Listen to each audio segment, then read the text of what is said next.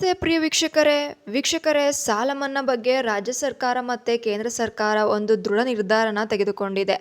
ಇನ್ನು ಸ್ವಲ್ಪ ದಿನಗಳಲ್ಲಿ ಸಾಲ ಮನ್ನಾ ಆಗೋ ಚಾನ್ಸಸ್ ಇದೆ. ಅದೇನಂತ ಕಂಪ್ಲೀಟಾಗಿ ಈ ವಿಡಿಯೋದಲ್ಲಿ ಹೇಳ್ತೀನಿ ನೋಡಿ. ಅದಕ್ಕೂ ಮುಂಚೆ ನಮ್ಮ ಚಾನಲನ್ನು ಸಬ್ಸ್ಕ್ರೈಬ್ ಮಾಡಿ. ಈ ವಿಡಿಯೋ ಇಷ್ಟ ಆದರೆ ಒಂದು ಲೈಕ್ ಬಟನ್ನ ಕೊಡಿ.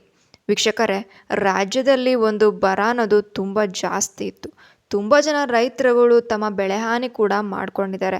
ಅದರಲ್ಲೂ ಸಣ್ಣ ರೈತರು, ಅತಿ ಸಣ್ಣ ರೈತರಿಗೆ ತುಂಬ ನಷ್ಟ ಆಗಿದೆ. ಅವರು ಇದರಿಂದ ಹೊರಗಡೆ ಬರೋದಕ್ಕೆ ಇನ್ನೂ ಕೂಡ 2-3 ವರ್ಷಗಳು ಬೇಕಾಗುತ್ತೆ.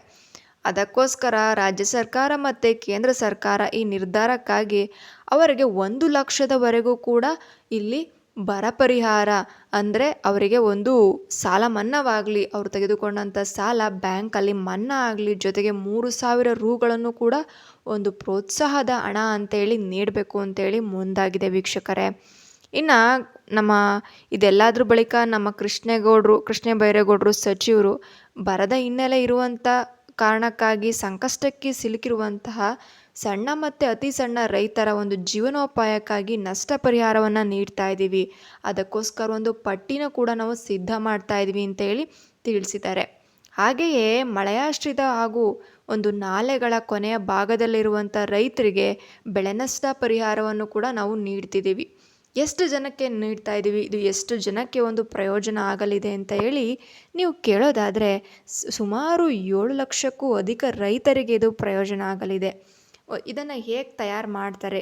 ಯಾರಾದರೂ ರಾಜಕಾರಣಿಗಳ ಮುಖಾಂತರ ತಯಾರು ಮಾಡ್ತಾರಾ? ಇಲ್ಲ, ಇದು ಜಿಲ್ಲಾಧಿಕಾರಿಗಳ ಒಂದು ವರದಿ. ಅವರ ವರದಿಯ ಆಧಾರದ ಮೇಲೆ ಪರಿಹಾರವನ್ನು ಕೊಡ್ತೀವಿ, ಸಾಲ ಮನ್ನಾವನ್ನು ಮಾಡ್ತೀವಿ ಅಂತ ಹೇಳಿದ್ದಾರೆ ವೀಕ್ಷಕರೇ.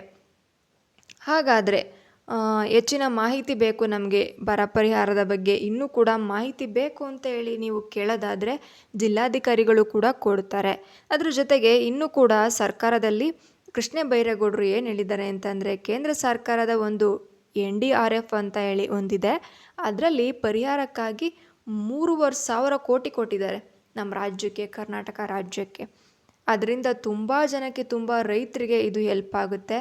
ಇನ್ನು ಮೇ ತಿಂಗಳ ಒಂದು ಮೊದಲ ವಾರದಿಂದಲೇ ನಾವು ಇದಕ್ಕೆಲ್ಲ ರೆಡಿ ಮಾಡ್ಕೊತಾ ಬಂದಿದ್ವಿ. ಎಲೆಕ್ಷನ್ ಕಾರಣದಿಂದ ಅದನ್ನು ಮುಂದುವರ್ಸೋದಕ್ಕಾಗಲಿಲ್ಲ. ಈಗ ಎಲೆಕ್ಷನ್ ಎಲ್ಲ ಮುಗಿದೋಗಿದೆ. ಆ ಒಂದು NDRF ಅಲ್ಲಿ ಉಳಿದಿರೋಂಥ ಹಣನ, ಇನ್ನೂ ಕೂಡ ಕೊಡಬೇಕಾಗಿರೋಂಥ ಹಣನ ನಾವು ಕೊಡ್ತೀವಿ. ರಾಜ್ಯ ಸರ್ಕಾರದಲ್ಲಿ ಇನ್ನೂ ಕೂಡ 230 ಕೋಟಿ ಹಣ ಇದೆ.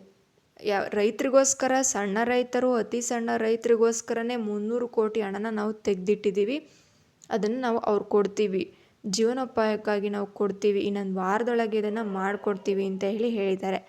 ಇದನ್ನೆಲ್ಲದೂ ಕೂಡ ಸಂಪೂರ್ಣವಾಗಿ ನಮ್ಮ ಮಂತ್ರಿಗಳ ಸಾಹೇಬ್ರೆ ಹೇಳಿರೋದ್ರಿಂದ ಇದರಲ್ಲಿ ಯಾವುದೇ ರೀತಿಯ ತೊಂದರೆನೇ ಇಲ್ಲ. ಇದೇ ರೀತಿಯ ಚಾನಲ್ ಅಪ್ಡೇಟ್ಸ್ಗಾಗಿ ನಮ್ಮ ಚಾನಲನ್ನು ಸಬ್ಸ್ಕ್ರೈಬ್ ಮಾಡಿ.